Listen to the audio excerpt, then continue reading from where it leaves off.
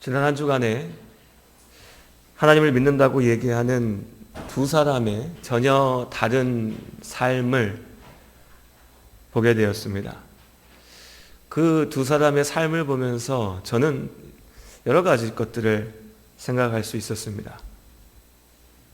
두 분 모두가 자신이 그리스도인이라 하나님의 사람이라고 고백하지만 세상은 그들의 삶을 통해서 그들이 참으로 하나님의 사람인지 그렇지 않은지를 이미 분별하여 보고 알고 있습니다. 먼저 한 사람은 이미 지난 주일에도 잠깐 말씀드렸었는데 정광훈 목사라는 사람입니다. 참 소란스럽지요. 예수의 이름을 외치고 하나님의 이름을 외치면서 세상에서 자신을 내세우려고 합니다. 자신감에 넘치는 외침입니다. 그래서 그렇게 많은 사람들이 그 앞에 앉아 있는지 모르겠습니다. 저는 그 정도 얘기하면 사람들이 당신이 목사냐라고 하면서 떠나갈 것 같은데 그 앞에 그 많은 사람들이 앉아서 아멘을 외치고 함께 소리를 지르는 거 보면 예수님의 말씀처럼 이 땅에서 믿음 안에 산다라고 하는 것이 참 복잡하고 어려운 것이라는 것을 새삼 생각하게 됩니다. 그런데 아무리 그렇게 하나님의 이름을 외치고 주장해도 자기가 하나님의 능력을 가지고 있고 하나님께서 지키신다고 말해도 결국 그의 삶이 그가 살아온 길이 지금 그의 말이 거짓되다라고 하는 것을 분명하게 드러내고 있습니다. 저도 목사다 보니까 이 거짓된 목사의 삶을 보면서 답답하고 괴로운 마음이 들었었는데 다른 한 사람의 그리스도인의 삶의 이야기를 들으면서 그 답답했던 마음이 하나님께서 큰 위로와 은혜로 채워주시는 것을 경험했습니다. 그분의 이름은 이희호 장로님이시죠. 지난 월요일에 소천하신 김대중 대통령의 아내 되십니다.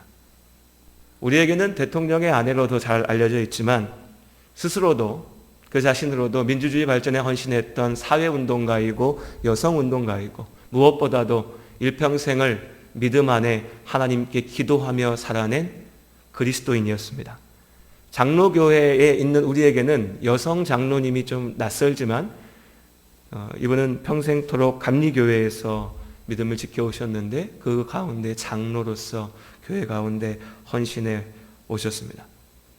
특히 이분이 마지막에 아마 언론을 통해서 다들 접하셨을 거라고 생각하는데 마지막 순간을 보내시면서 자녀들과 가까운 이들 앞에서 함께 성경을 읽고 찬송하면서 너무나 평안한 모습으로 그리고 마지막까지 이 땅의 평화와 통일을 위해서 기도하겠다고 말씀을 남기시고 가신 모습을 보면서 그분은 일평생 동안 내가 그리스도인이다, 내가 교회 다닌다, 내가 하나님의 사람이다라고 외치고 떠들지 않았지만 이 땅의 모든 사람들이 그분의 삶을 보면서 예수 그리스도의 향기가 무엇인지를 경험하고 느낀 줄로 믿습니다. 김대중 대통령께서 살아계실 때 전한 일화라고 하는데 아시는 것처럼 군사 독재 정권 시대에 김대중 대통령이 투옥당해서 감옥에 갇혀서 사형 선고를 받았었습니다. 그런데 그때 아내가 이 이효 여사가 저는 이효 장로님이라고 부르는 것이 더 맞는 것 같은데요. 이 장로님이 면회를 오셨대요. 면회 와가지고 이제 기도하자고 해서 함께 기도하는데 이분이 내 남편을 살려주십시오 하나님 이렇게 기도하는 게 아니라 사형 선고받은 남편 앞에서 하나님 주님의 뜻대로 하실 줄 믿습니다라고 기도했다라고 합니다. 남편 입장에서 얼마나 서운했을까요? 내 아내가 교회를 그렇게 열심히 다니고 평생토록 기도하는 사람인데 이제 내가 죽게 생겼지 않습니까? 우리야 지금 그냥 말로 하지 사형 선고 받아보신 분들은 아무도 없으시잖아요. 내가 내일이라도 죽을 수 있는 상황인데 내 아내가 하나님 내 남편 좀 살려주십시오 라고 하면 그 하나님이 나를 살려주실 텐데 주님 뜻대로 하십시오 라고 하니까 엄청 서운해서 내가 감옥만 나갈 수만 있으면 나가서 한마디 해야겠다라고 회고하시는 글을 읽었습니다. 죽을 위기에 처한 남편을 살리고 싶은 마음이 왜 없었겠습니까? 실제로도 자신의 남편이 감옥에 갇혀서 그렇게 죽을 위기에 처했을 때 그 남편을 구명하기 위해서 온 세계의 지도자들에게 편지를 쓰고 연락을 취하고 어떻게든 남편을 구하기 위해서 열심을 다했습니다. 하지만 하나님 앞에 섰을 때에 다만 죽음이 우리의 인생의 끝이 아니고 우리의 인생의 목적이 아니기 때문에 죽는다 해서 실패하는 것이 아니기 때문에 그 죽음을 넘어서 이루실 하나님의 인도하심을 구하면서 기도하신 것이죠. 하나님 안에 사는 삶이라는 것이 무엇인지 분명히 알았기 때문에 그렇게 기도하셨을 것이라고 믿습니다. 내 남편 대통령 만들어 주십시오. 내 남편 살려 주십시오. 내 남편 잘 되게 해 주십시오가 아니라 내 남편이 하나님 앞에 그 진리의 길 가운데 넘어지지 않게 하여 주시옵소서. 사형 선고 받았지만 그 가운데도 하나님의 뜻이 있으실 줄로 믿사오니 주님의 뜻대로 이루어 주시옵소서. 이것이 일평생을 믿음 안에 살아갔던 기도의 사람이 남긴 기도입니다. 오늘 이 시간 말씀 앞에 우리가 이 질문을 스스로에게 던져봤으면 좋겠습니다. 나는 예수 안에 살고 있는가? 나는 예수 그리스도의 참된 생명을 붙들고 있는가? 입으로는 얼마든지 거짓을 이야기할 수 있습니다. 내가 예수 믿는다고, 내가 하나님의 사람이라고, 내가 교회 다닌다고, 내 안에 하나님의 능력이 있다고 말할 수 있습니다. 하지만 삶은 결코 속일 수가 없습니다. 하나님께서는 분명 우리의 입술의 고백을 듣기 원하십니다. 하지만 그 입술의 고백을 넘어서 하나님께서는 우리가 삶으로 아버지 앞에 보이는 그 삶의 고백을 듣기 원하시는 줄로 믿습니다. 이스라엘 백성들이 끝내 하나님 앞에 순종하지 않고 죄에 사로잡혔습니다. 그래서 유다 왕국이 멸망했지요. 성전이 불타고 성벽이 무너져 내렸습니다. 수많은 유다 백성들이 바벨론 땅에 포로로 끌려갔습니다.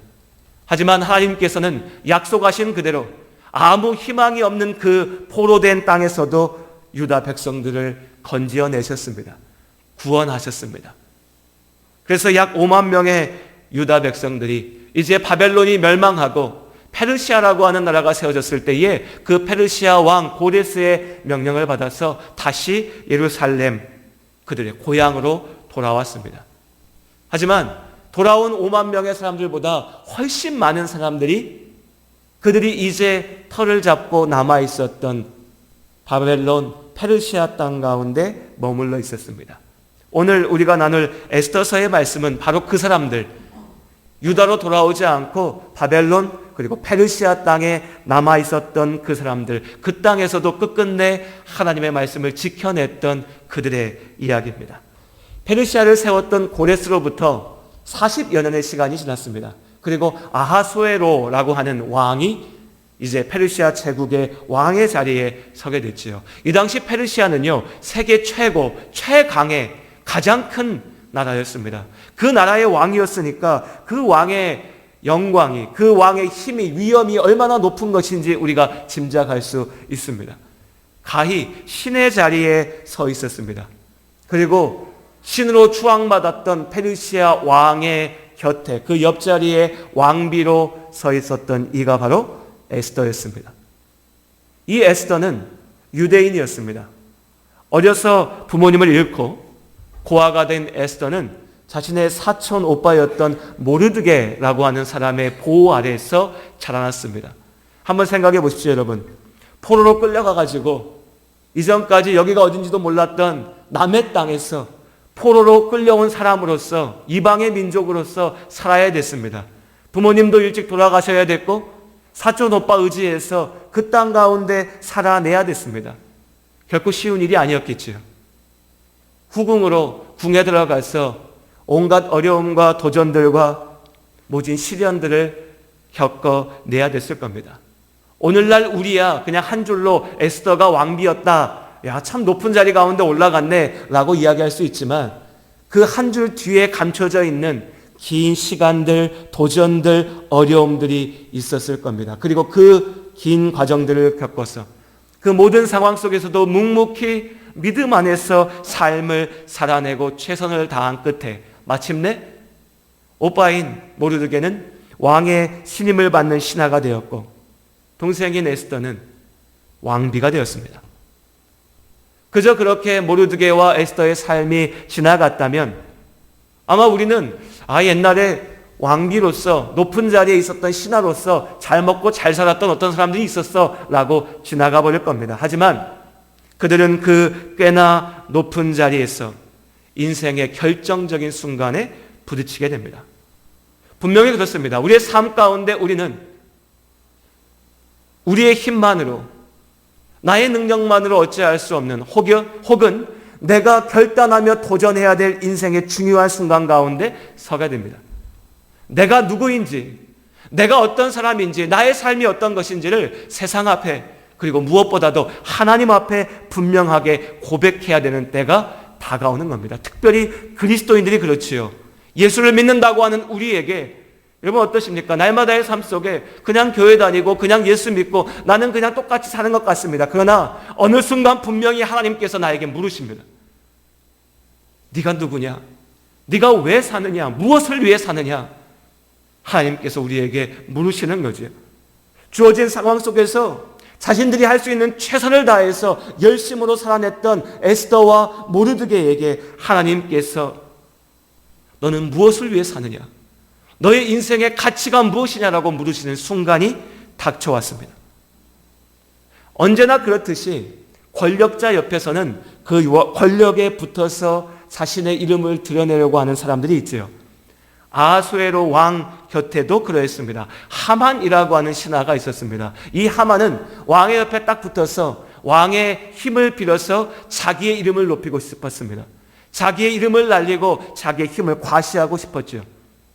왕에게 붙어서 얼마나 아첨을 잘하고 왕의 입맛에 맞게 움직였는지 마침내 왕이 명령합니다. 이 하만이 내가 참 사랑하는 신하이니까 이 하만을 나처럼 생각하고 너희들이 이 하만의 앞에 가서 꿇어서 절해라. 마치 이전에 다니엘과 친구들이 부딪혔던 것과 같은 도전이, 시험이 모르드게 앞에 찾아왔습니다. 많은 사람들에게는 이것이 그런데 큰 시험이 아니었습니다. 뭐 절하면 되지요. 나보다 높은 사람인데, 왕이 저렇게 사랑하는 사람인데 절 한번 하면 되지. 그러나 모르드게는 이 명령에 따를 수가 없었습니다. 이전까지 모르드게의 삶을 보면요, 자신이 유대인이라고, 하나님 믿는다고, 내가 하나님 안에 있다고, 내가 하나님의 사람이라고 크게 외치면서 자랑하듯이 이야기하는 것을 우리가 말씀 가운데 결코 보지 못합니다. 그냥 조용하게, 하지만 열심히 자신의 자리 가운데 그저 묵묵히 살아왔습니다. 하지만 그 모르드게가 마침내 하나님 앞에 나의 믿음을 온전히 고백해야 될 순간이 왔을 때에 모르드게는 담대하게 이야기합니다. 나는 유대인이기 때문에, 나는 하나님께만 꿇어 절하는 하나님의 사람이기 때문에 하만 앞에서는 결코 절할 수 없다. 왕의 명령이지만 내가 따를 수 없다라고 말합니다. 이것이 우리의 인생의 결정적인 순간입니다. 예수를 믿는다고 얘기하는 그 믿음은 바로 이 순간에 보여지는 겁니다. 아무 때나 우리는 얘기할 수 있습니다. 예수 믿는다고, 나 하나님 믿는다고, 나 교회 다닌다고, 하나님이 나한테 복 주실 거라고. 많은 사람들이 그렇게 외치죠. 그렇게 기도한다라고 말합니다. 그러나 그 믿음의 진실함이 가려지는 것은 바로 이 순간입니다. 내가 하나님의 사람으로 살아왔는지를 하나님 앞에 고백하는 이 순간, 흔들리지 말고 모르드게와 같이 온전한 믿음의 길로 나아가시기를 주님의 이름으로 권면드립니다. 그때가 진짜입니다. 그때 모르드게는 자신의 믿음의 길로 나아갔습니다. 그런데 그 믿음의 도전이라고 하는 것이요, 그렇게 낭만적이고 멋진 것만은 아니죠.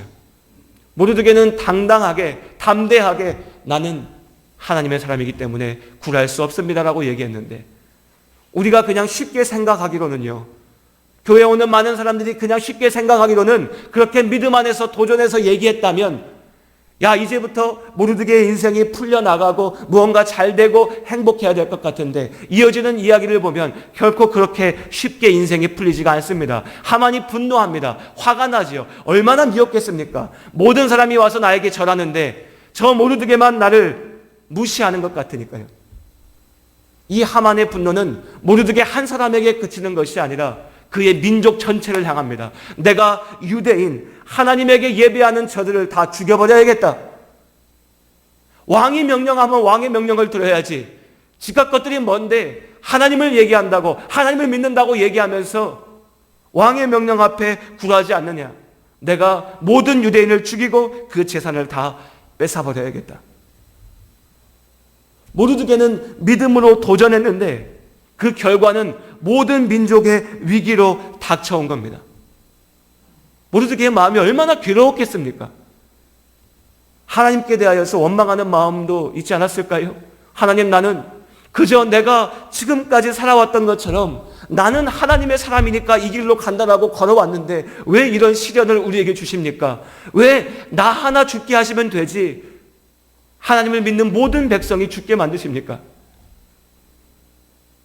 이 안타까움과 이 간절함으로 모르드게가 의지할 수 있는 사람은 오직 한 사람, 에스더뿐이었습니다.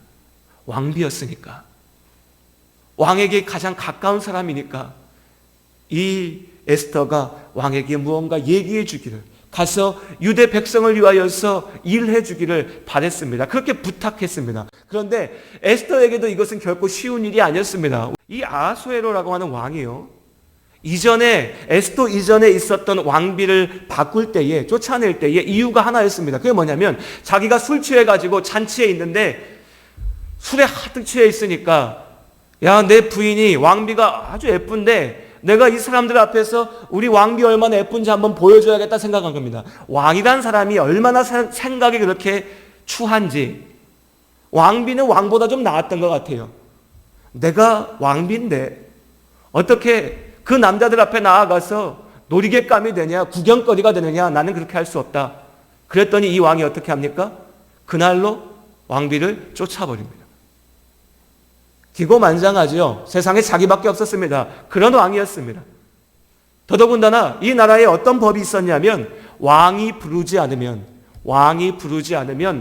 왕비라 해도 어떤 사람도 왕 앞에 자기 마음대로 먼저 나아가면 죽인다고 하는 법이 있었습니다. 그런 상황 속에서 왕비라고 해도 에스더가 왕 앞에 자기 마음대로 나가가지고, 왕이요, 내가 알고 봤더니 내가 유대인인데요, 그런데 우리 민족이 죽는다고 하니까 우리 민족 좀 구해주세요 라고 얘기하면, 왕이요, 어느 순간에 야, 나 지금까지 네가 유대인인지 몰랐는데 너 유대인이야? 너 나한테 거짓말했어? 너 죽어야 돼. 야, 너 내가 오라고 한 적도 없는데 내 앞에 와서 얘기해, 잔소리해? 듣기 싫어? 너 죽어야 돼. 네가 왕비면 왕비지 왜 나라를 다스리는 일에 대해서 내가 이미 명령했는데 내 앞에 와서 얘기해? 내가 너 죽여버릴 거야 라고 할 수 있는 왕이었다는 겁니다. 에스더에게도 목숨을 걸어야 되는 순간이었던 겁니다. 왜 주저하지 않겠습니까? 왜 두렵지 않겠습니까? 에스더가 얘기합니다. 나에게도 이것은 목숨 걸어야 되는 일입니다. 내가 할 수 있는 일이 아닙니다. 그 에스더의 답을 들은 모르드게가 핵심을 이야기하죠. 14절의 말씀에 네가 왕비의 자리에 앉은 것이 이때를 위함인지 누가 알겠느냐. 어떻게 올라온 자리입니까? 고아 소녀가 왕비가 될 때까지 얼마나 노력하고 애를 쓰고 기도하고 하나님께 매달리면서 노력하고 도전하면서 올라왔겠습니까? 자신의 인생의 모든 것을 그 자리에 걸어놓고 있었습니다. 그런데 그때 하나님께서 에스더에게 물으시는 겁니다. 너는 그 자리 지키려고 사느냐? 아니면 하나님의 자리, 하나님께서 너에게 맡기신 역할, 하나님의 백성을 지키기 위해서 사느냐? 입만 다물고 있으면, 모른 척하고 있으면 자기 자리 지킬 수 있습니다. 왕비입니다. 죽을 위기 가운데도 피할 수가 있습니다. 하지만 모르드게를 통하여서 하나님께서 에스더에게 물으시는 겁니다. 너는 무엇을 하려고 사느냐? 에스더는 이 질문 앞에서 고민하고 근심하고 걱정도 했겠지만 그러나 끝내 바른 답을 찾아냅니다. 모르드게는 페르시아에서 높은 자리에 앉기 위해서 살지 않았습니다. 그 이방인의 땅에서 하나님의 사람으로 살았습니다. 그래서 자기에게 주어진 자리에서 열심을 다해서 높은 자리에 올라갔지만 누군가가 왕이 나냐 하나님이냐라고 물었을 때에 나는 하나님의 사람이라고 고백했던 겁니다. 에스더도 마찬가지죠. 자기에게 주어진 자리 가운데 열심을 다해서 왕비의 자리 가운데 올라갔지만 역시 그녀 앞에 똑같은 질문이 주어졌을 때에 네가 하나님의 사람으로 살 거냐, 네가 페르시아 제국의 왕비로 살 거냐라고 물으셨을 때에 에스더는 내가 이 일을 위해서 기도하고 내가 이 일을 위해서 목숨을 걸 것이니 이제 나와 함께하는 유대 백성들이 나와 함께 금식하며 기도하고 내가 나아갈 겁니다. 내가 죽으면 죽을 것입니다. 내가 하나님 앞에 설 것입니다. 페르시아 제국의 왕비로 사는 것이 중요한 것이 아니라 내가 하나님의 사람으로 살 것입니다. 이것이 에스더의 믿음의 고백이었습니다. 에스더의 이 고백은 결코 자기 목숨을 하찮게 여기는 만용이 아니었습니다. 인생 뭐 있나, 목숨 뭐 있나, 죽어버리면 말지 이런 게 아니었다는 겁니다. 누구보다도 열심히 삶을 살아냈습니다. 누구보다도 생명의 귀중함을 알았습니다. 하지만 변치 않는 한 가지는 내가 하나님의 사람이라는 것이지요. 위기 가운데 있을 때나 성공했을 때나 기쁠 때나 어려울 때나 이 고백이 달라지는 것이 아닙니다. 여러분, 우리가 이 땅을 살면서 우리의 인생의 목적을 분명히 기억하며 살아야 될 줄로 믿습니다. 그냥 사는 건 아닙니다. 죽지 못해 사는 것도 아니죠. 이 땅 가운데 누리기 위해서 사는 것도 아닙니다. 우리의 삶이 하나님의 영광을 위하여 주어진 것인 줄로 믿습니다. 그저 살기 위해 사는 사람은 하나님을 이용합니다. 하지만 하나님 안에서 사는 사람은 아버지의 말씀 앞에 순종하는 줄로 믿습니다.